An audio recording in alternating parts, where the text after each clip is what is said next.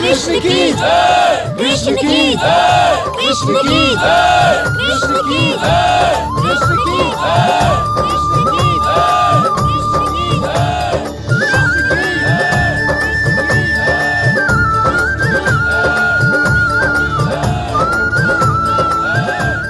आओ कृष्ण, इस यज्ञ स्थान पर विराज। अति शीघ्र शुभ मुहूर्त में तुम्हारा राज्याभिषेक आरंभ होगा। आओ। कृष्ण की जय, कृष्ण की जय, कृष्ण की जय, कृष्ण की जय, कृष्ण की जय।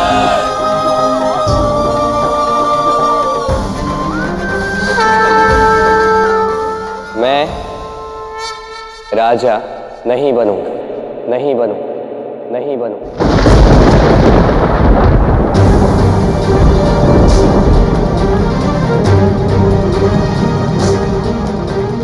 पर क्यों कृष्ण?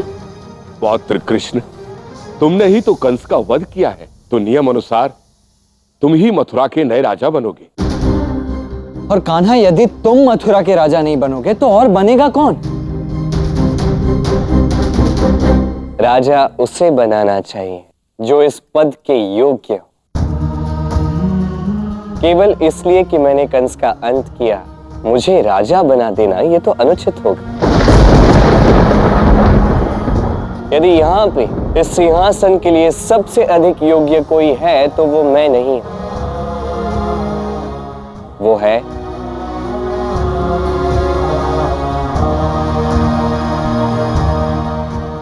महाराज उग्रसेन, मेरे प्रिय नाना श्री।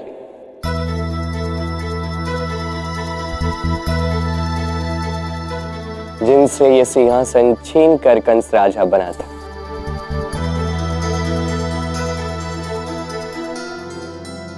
मेरे विचार से यह सिंहासन पुनः नानाश्री को लौटाना ही धर्म होगा।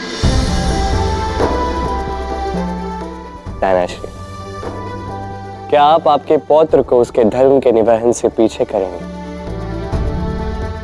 आपके पौत्र का आपसे अनुरोध है, यह सिंहासन आप ही का है, इसे अपना लीजिए।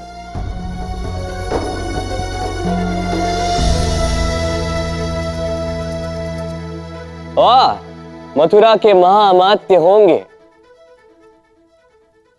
हमारे प्रिय अक्रूर। मथुरा से इनसे अधिक प्रेम और कोई नहीं करता और इनकी निष्ठा किसी से छिपी नहीं। तो बोलो महाराज उग्रसेन की जय, महाअमात्य अक्रूर की जय।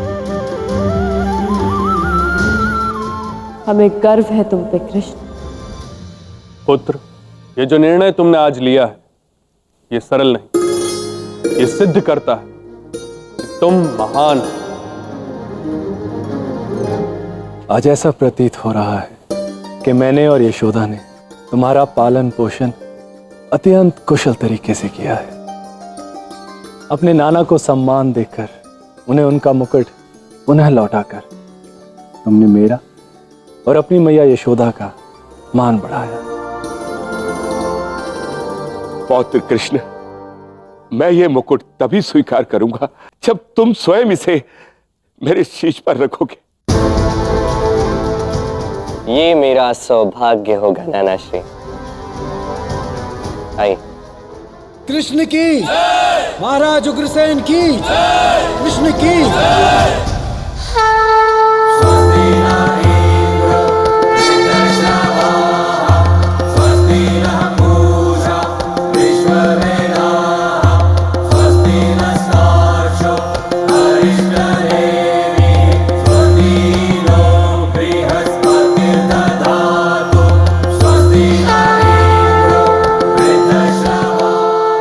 महाराज उग्रसेन की जय।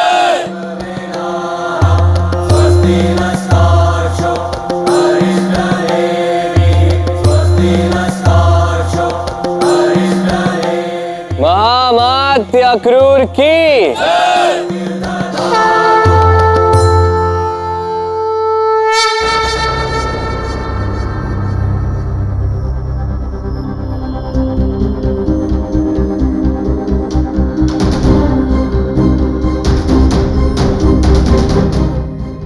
कान्हा ये सब क्या है? कंस जैसे पापी का अंत करने के पश्चात भी तुमने राजा बनना स्वीकार क्यों नहीं किया? क्योंकि मेरा जीवन, इस जीवन का उद्देश्य संसार को प्रेम सिखाना, राजा बनना नहीं। मेरा अवतार कार्य इस संसार में पुण्य धर्म की स्थापना, राजभोग नहीं। तो अब ये अवतार कार्य हमें कहां ले जाने वाला है कान्हा? एक नए अध्याय की ओर, एक और असंभव कार्य की ओर तक।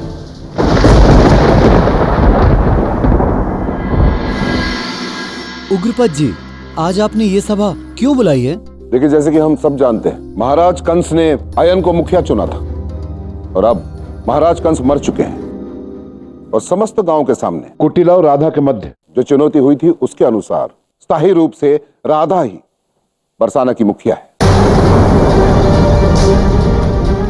और आज एकादशी के शुभ मुहूर्त पर हम सभी बरसाना वासी राधा को मुखिया के रूप में तिलक लगाएंगे।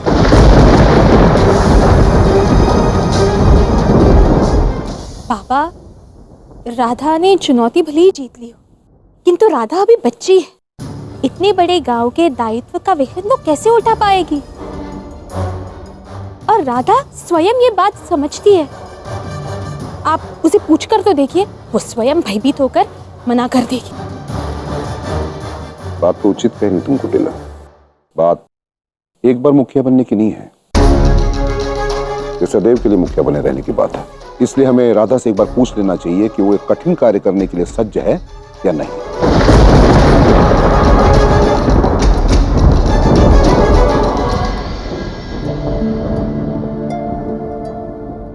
राधा,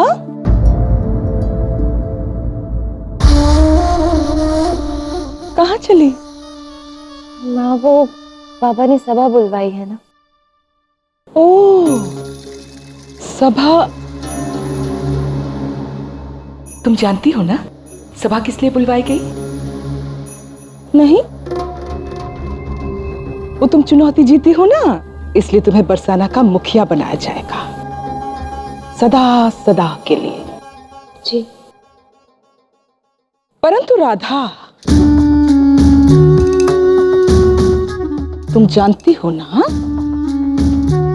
अयन तुम्हारा पति कब से ये स्वप्न देख रहा है मुखिया बनने का, जानती हो ना? और उसकी पत्नी होने के नाते ये तुम्हारा धर्म भी है और कर्तव्य भी कि तुम अपने पति का स्वप्न पूर्ण करो। यदि तुमने ऐसा नहीं किया राधा, तो पति धर्म और कर्तव्य से विमुख होने के कारण महापाप का भागीदार तो बनोगी ही, उसके उपरांत अपने माता पिता के मुख पर कलंक भी लेप दोगी, जो तुम कदापि नहीं चाहोगी, है ना?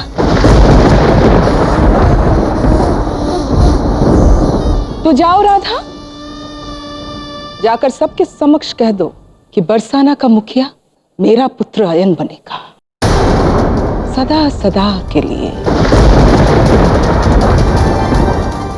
नहीं माँ,